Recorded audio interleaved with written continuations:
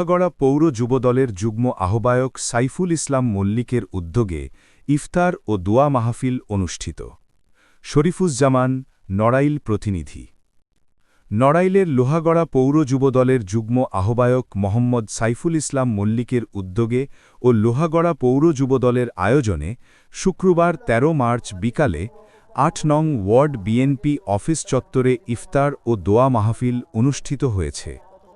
লোহাগড়া পৌর বিএনপির সিনিয়র যুগ্ম আহ্বায়ক সোহেল রানা লাক্ষ্মী ও নড়াইল জেলা স্বেচ্ছাসেবক দলের আহ্বায়ক সদস্য আশিকুর রহমান স্বপনের সঞ্চালনায় দোয়া মাহফিলে প্রধান অতিথি হিসাবে উপস্থিত ছিলেন নড়াইল ২ আসনে বিএনপি মনোনীত ধানের শীষের প্রার্থী সুপ্রিম কোর্টের সিনিয়র আইনজীবী AZM ফরিদুজ্জামান ফারহাদ।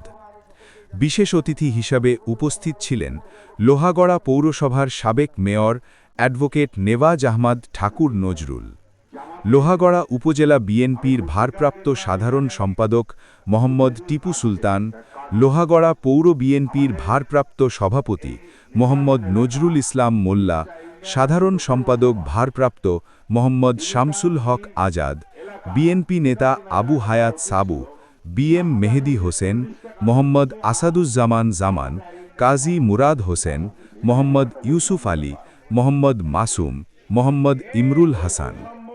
লোহাগড়া উপজেলা শ্রমিক দলের সভাপতি মোহাম্মদ আক্তার হোসেন মোল্লা, লোহাগড়া উপজেলা যুবদলের সভাপতি খান মাহমুদ আলম, লোহাগড়া উপজেলা স্বেচ্ছাসেবক দলের সদস্য সচিব কাজী ইকবাল হোসেন, লোহাগড়া পৌরসভার ৮ নং ওয়ার্ড বিএনপির সভাপতি মোহাম্মদ জাহাঙ্গীর হোসেন, সাধারণ সম্পাদক মোহাম্মদ হিরু মোল্লা, সাংগঠনিক সম্পাদক মোহাম্মদ শহীদুল ইসলাম মল্লিক সহ প্রমুখ।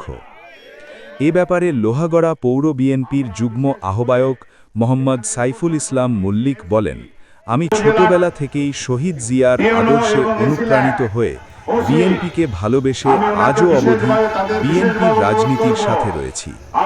আমি রোজা এলেই এলাকার অসহায়, দুস্থ ও গরিব মানুষের মাঝে ইফতার সামগ্রী, ঈদ সামগ্রী, খাদ্য খাবার, শাড়ি লুঙ্গি বিতরণ করি, আর এ কাজে আমাকে সহযোগিতা করে আসছেন লোহাগড়া উপজেলার নোয়াগ্রাম ইউনিয়ন শ্রমিক দলের সভাপতি মোহাম্মদ হুমায়ুন কবির।